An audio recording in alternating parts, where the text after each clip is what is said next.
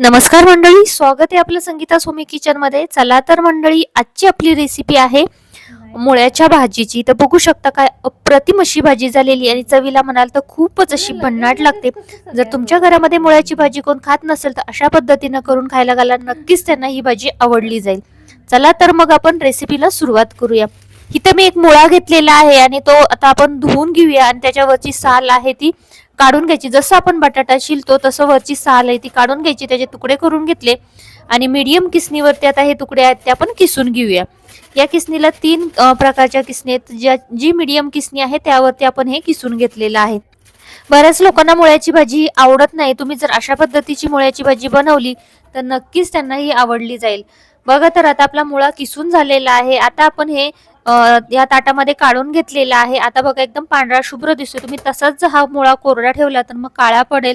तर त्यासाठी याच्यामध्ये पाणी घालून घ्यायचे. आता इथं 2 ग्लास मी याच्यामध्ये पाणी घालून घेते आणि भिजत ठेवते तसाच. नंतर आपण येळून याची भाजी बनवायची. तोपर्यंत आपण याच्यामध्ये पाणी घालून घेतलेले आणि आता आपण त्याच्यासाठी एक 4-5 मिरच्या आणि एक कांदा घेतलेला. इथं कांदा घेत असताना थोडासा मोठा घ्यायचा, म्हणजे भाजीला एक छान टेस्ट येते.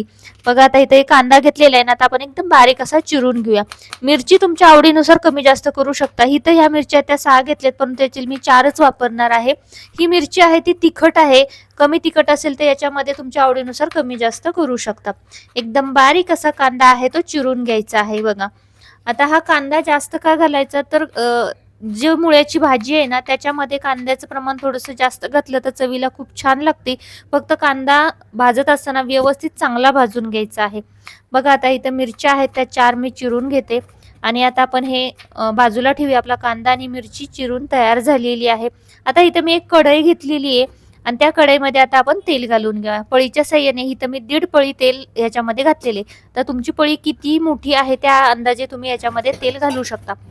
तेल चांगलं गरम झालं की यावरती छोटा अर्धा चमचा ती बारीक मोहरी घालून घ्यायची. बघा मोहरीचा आवाज. त्यानंतर फ्रेश कढीपत्ता इथं घातलेली 10-12 पानं आणि एक छान असा सुवास सुटला जातो कढीपत्त्याची चांगली फोडणी बसल्यानंतर. त्यानंतर चिरलेला कांदा आणि मिरची घालून घेतली. आता हा कांदा आहे तो चांगला भाजून घ्यायचा आहे. त्यासाठी इथं मी चवीनुसार मीठ ऍड केलं आणि त्यानंतर एक छोटा चमचा भरून आलं लसूणची पेस्ट घातली. आता अर्धा आपला कांदा भाजत आलेला, अजून आपण थोडा वेळ कांदा आहे तो परतून घेणार आहे.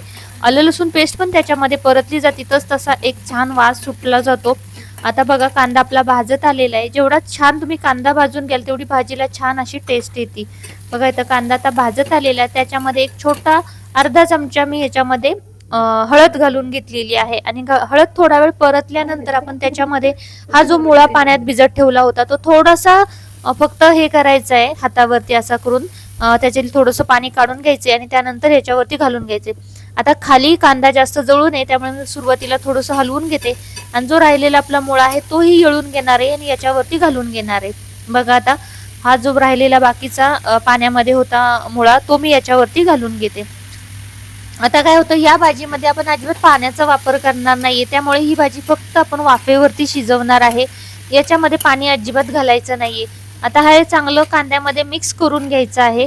जेवढं छान मिक्स होईल तेवढं लवकर भाजी ती परतली जाते. गॅस आहे तो तुमचा स्लो वरती ठेवायचा आहे भाजी घातल्यानंतर. आता याच्यावरती मी झाकण ठेवते. छानपैकी 2 मिनिटं याला वाफ काढून घ्यायची. तर बघू शकता भाजी छान आपली शिजत आलेली आहे. ही भाजी शिजायला ना कमीत कमी 5 ते 7च मिनिटं लागतात, जास्त वेळ लागत नाही. लगेच भाजी ही शिजली जाते. थोडंसं मिक्स करून घेतलंय. ही पहिलीच वेळ बघा तरी सुद्धा भाजी आपली ऑलमोस्ट शिजत आलेली आहे. आता मी चांगलं मिक्स करून घेते आणि त्यावरती परत 1-2 मिनिटांसाठी झाकण ठेवून घेते. आता 2 मिनिटांनंतर आपण परत बघूया की आपली भाजी तयार झालेली आहे की नाहीये.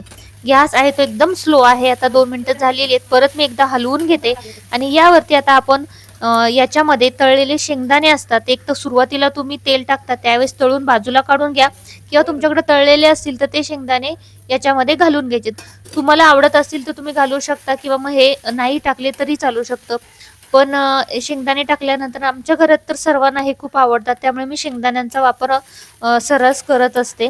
त्यानंतर इथं फ्रेश कोथिंबीर बारीक चिरून याच्यामध्ये घालून घेतलेली आणि एक 2 मिनिटांसाठी परत याची वाफ काढून घेते.